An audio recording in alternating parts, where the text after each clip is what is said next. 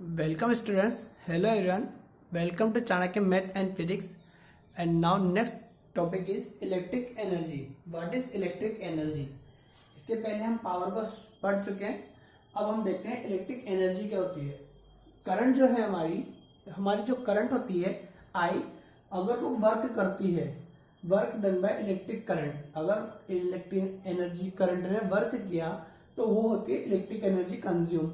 यूं मानकर चलिए कि अगर हम कुछ भी वर्क करते हैं, हम कैसा भी वर्क करते हैं, तो हमारी इसमें एनर्जी वेस्ट होती है या कंज्यूम होती है, तो वही हमारी होती है एनर्जी. इसी तरीके से सर्किट में इलेक्ट्रिक करंट भी वर्क करती है. कि कोई भी सर्किट है उसमें इलेक्ट्रिक एनर्जी, जैसे हमने फैन ऑन किया या बल्ब ऑन किया, इसमें करंट वर्क कर रही है, तो ये जो करंट वर्क कर रही है तो कुछ ना कुछ एनर्जी कंज्यूम हो रही है.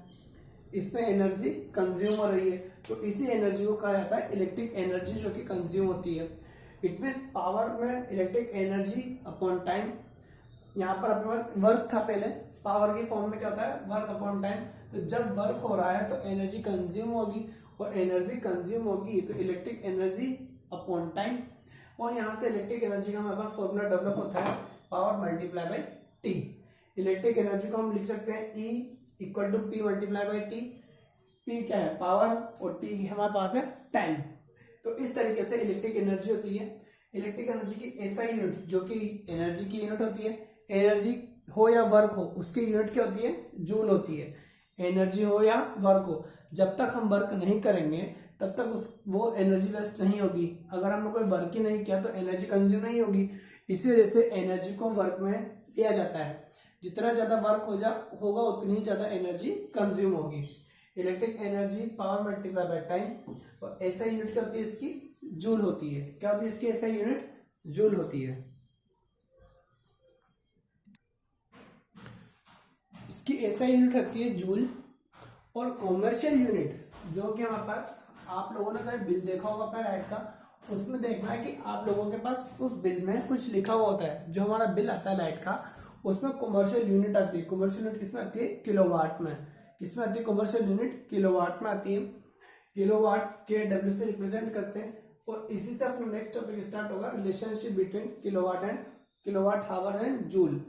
किस तरीके से, इधर समझना, 1 किलोवाट हावर को चेंज करना है जूल में.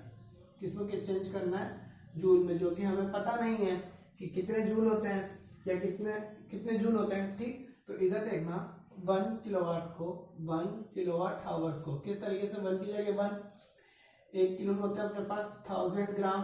ये हम सभी जानते हैं कि 1 किलो में कितने होता है अपने पास, मान के चलो 1000 होते हैं. कितना होता है, किलो का मतलब है 1000 होता है वाट की जगह. और हावर्स को चेंज करते हैं सेकंड में, तो 60 मल्टीप्लाई बाई 60.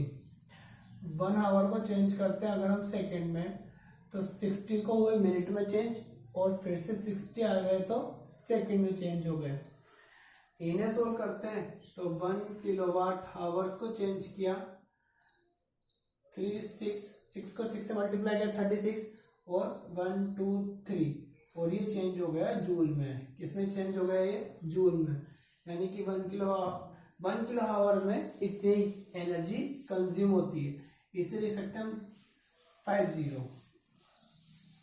कितने जीरो है ये, 1 2 3 4 50 जूल. इसे लिख सकते हैं हम 10 की पावर 5 जूल. तो ये रिलेशनशिप है 1 किलोवाट आवर और जूल में.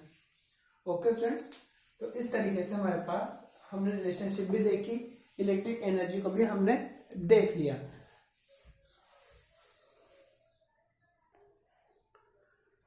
हमने देखा कि 1 किलोवाट आवर में कितना होता है, 36 मल्टीप्लाई 10 की पावर 5 जूल.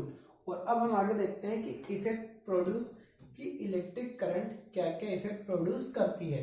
देखो बेटा, इलेक्ट्रिक करंट क्या क्या इफेक्ट प्रोड्यूस करती है, देखना. इलेक्ट्रिक करंट एक हीटिंग इफेक्ट प्रोड्यूस करती है. कैसे, हम रूम हीटर होता है हमारा, उसमें हम करंट फ्लो करते हैं तो हमारा रूम पूरा गर्म हो जाता है, तो वो हीटिंग इफेक्ट है. उस लाइट करंट की वजह से ही वो गर्म हो रहा है हमारा. इसी तरीके से इलेक्ट्रिक आयरन जो हम प्रेस करते हैं, उसमें करंट फ्लो करते हैं तो नीचे की तरफ वो गर्म हो जाती है, वो भी इसी का एग्जांपल है हीटिंग इफेक्ट का. पानी गर्म करने की जो रोड आती है अपने पास, पानी गर्म करने की रोड आती है, उसमें भी यही यूज होता है इफेक्ट, हीटिंग इफेक्ट यूज होता है उसमें भी। ठीक है, तो ये हमारे पास हीटिंग इफेक्ट है। ऐसे जो भी चीजें हैं जिनमें करंट फ्लो हो रही है और वो गर्म हो जाती है यानी कि हीट देने लगती है, तो वो हमारे पास हीटिंग इफेक्ट होता है। ट्यूबलाइट की बात करते हैं हम, ट्यूबलाइट को हम चाल ऑन करते हैं तो थोड़ी देर बाद तो गर्म हो जाती है, तो वो भी हीटिंग इफेक्ट हो गया।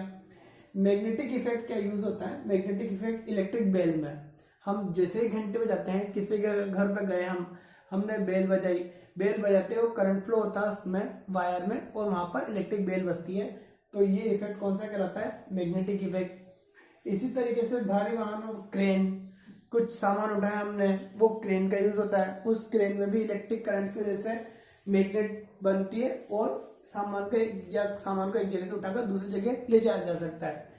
केमिकल इफेक्ट जो मैक्सिमम बैटरीज में यूज होता है, बैटरीज में जिस उसमें H2SO4 होता है कार की बैटरीज में, उनमें केमिकल इफेक्ट जो हम आगे क्लासों में देखेंगे।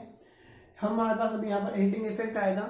हीटिंग इफेक्ट क्या होता है, मैग्नेटिक इफेक्ट क्या होता है। ओके स्टूडेंट, तो इसके बारे में हम लोग नेक्स्ट वीडियो में डिस्कस करेंगे। Stay home, stay safe.